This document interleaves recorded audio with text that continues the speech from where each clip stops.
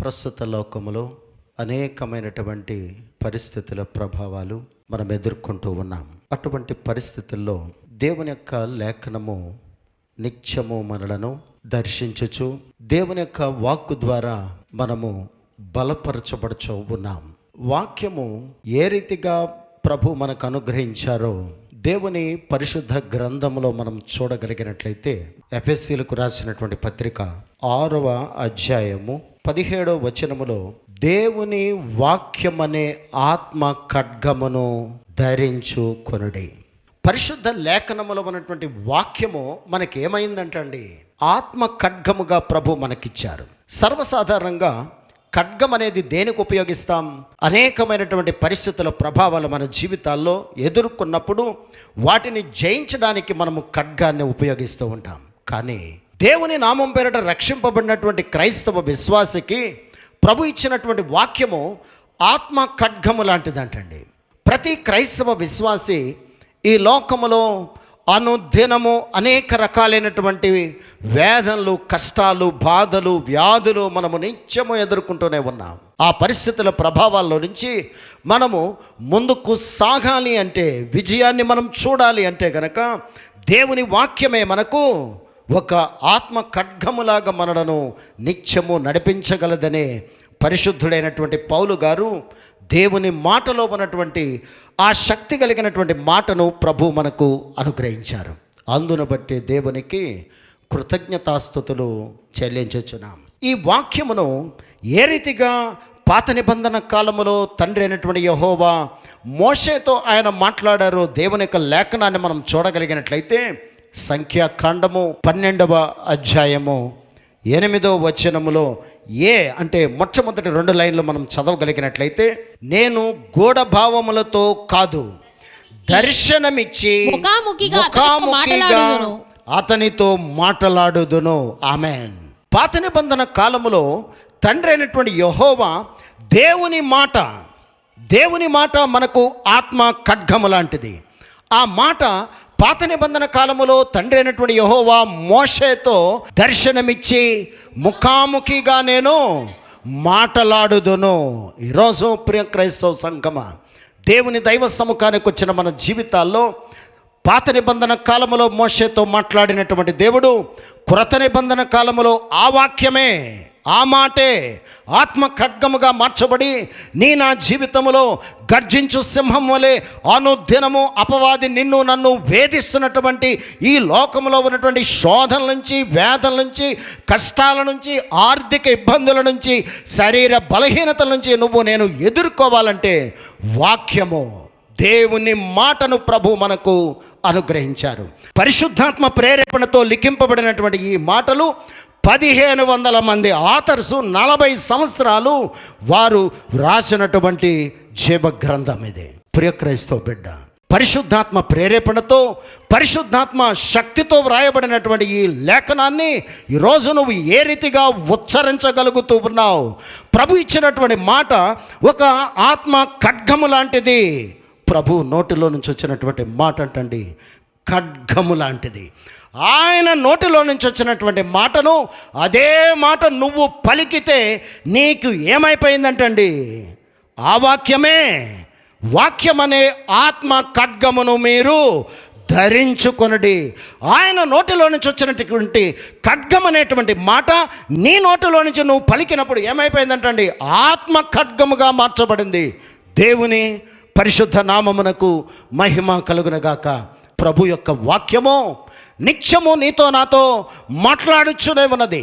ఆ మాట్లాడినటువంటి మాటను మనకున్నటువంటి పరిస్థితుల ప్రభావాలు ఎదుర్కొన్నప్పుడు ఆ మాటే, ప్రభు ఇచ్చినటువంటి ఆ శక్తి కలిగినటువంటి మాటే నువ్వు పలకడానికి నువ్వు ఇష్టపడితే సర్వసాధారణంగా దేవుని పరిశుద్ధ వాక్కును నీ హృదయంలోనికి తీసుకుని నీ నోటితో నువ్వు పలికినప్పుడు అది ఆత్మ ఖడ్గముగా మార్చబడి శక్తి కలిగినటువంటి కార్యాలు ఈ భూలోకములో ప్రభువు నెరవేర్చేటువంటి దేవుడు. ప్రభు పాదాల యొద్దకు వచ్చుచున్నటువంటి మన జీవితాల్లో దేవుని యొక్క జీవ గ్రంథాన్ని నువ్వు చదువుతున్నావంటే నువ్వు ప్రభుతోనూ, ప్రభు నీతోనూ మాటలాడుచున్నాడు. ఎందుచేత పరిశుద్ధ వాక్కు పరిశుద్ధాత్మ ప్రేరేపణతో లిఖింపబడినటువంటి ఈ జీవవాక్యాన్ని నువ్వు ధ్యానిస్తూ ఉన్నప్పుడు ప్రభు నీతో నాతో మాట్లాడుచున్నాడు. మోషేతో మాట్లాడినటువంటి దేవుడు ఈరోజు నీతోనూ నాతోనూ మాట్లాడుచున్నాడు. పరిశుద్ధ వాక్యాన్ని, పరిశుద్ధ మాటను ఏ రీతిగా నువ్వు ప్రొనౌన్స్ చేయడానికి నువ్వు ఇష్టపడుతూ ఉన్నావు. క్రొత్త నిబంధన కాలానికి వచ్చే సమయానికి పరిశుద్ధుడైనటువంటి పౌలు గారు హెబ్రీయులకు రాసినటువంటి పత్రిక 4వ అధ్యాయం 12వ వచనాన్ని మనం చదవగలిగినట్లయితే, ఎందుకనగా దేవుని వాక్యము ఎటువంటిదంటండి? సజీవమై బలము గలదై రెండంచులు గల ఎటువంటి ఖడ్గము కంటెను వాడిగా నుండి ప్రాణ ఆత్మలను కీళ్లను మూలుగును విభజించినంత మట్టుకు దూరుచు హృదయం యొక్క తలంపులను ఆలోచనలను శోధించుచున్నది. దేవుని పరిశుద్ధ నామమునకు మహిమ కలుగునగాక. ప్రియ క్రైస్తవ బిడ్డ, ఆ రక్షింపబడినటువంటి క్రైస్తవ విశ్వాసికి ప్రభు యొక్క వాక్యము, ఆ వాక్యము సజీవమైనటువంటి వాక్యము. ఈ రోజుల్లో దేవుని యొక్క దైవ సముఖానికి వచ్చుచున్న మన జీవితాల్లో అనేకమైనటువంటి పరిస్థితుల ప్రభావాల్లో చచ్చిన స్థితిలో ఉన్న మన జీవితాలకు జీవాన్ని పెంపొందప్ప చేయగలిగిన వాక్యమే ప్రభు మనకిచ్చాడు. ఆ వాక్యము ఒక వెపన్లాగా పనిచేస్తుందంటండి. ఆ వాక్యమును రెండంచుల వాడిగల ఖడ్గముగా మార్చబడి ప్రాణాత్మ శరీరము మూలుగుల సైతము అది విభజించినంత మట్టుగా అది ఉపయోగపడేటువంటి జీవము కలిగినటువంటి వాక్యాన్ని ప్రభు మనకిచ్చారు. ప్రభు ఇచ్చినటువంటి వాక్యము మొట్టమొదటిగా నీ హృదయంలోనికి నువ్వు తీసుకొని నీ హృదయంలో నిండిన దానిని బట్టి నోరు శక్తి కలిగినటువంటి మాటగా మార్చబడితే అది ఆత్మ ఖడ్గముగా మార్చబడి ఏ విధమైనటువంటి శోధనలైనా అది సునాయాసముగా విడుదలతో మనలను నడిపించగలదు. ప్రియ క్రైస్తవ బిడ్డ, కార్యం చేసేది నువ్వు చేయలేవు, నేను చేయలేం. కానీ నీలో ఉన్నటువంటి విశ్వాసాన్ని బట్టి ప్రభు ఇచ్చినటువంటి ఈ పరిశుద్ధాత్మ జీవవాక్యమును నువ్వు పలకడానికి విశ్వాసముతో నువ్వు పలికితే కార్యం చేసేవాడు మాత్రం పరిశుద్ధాత్ముడు.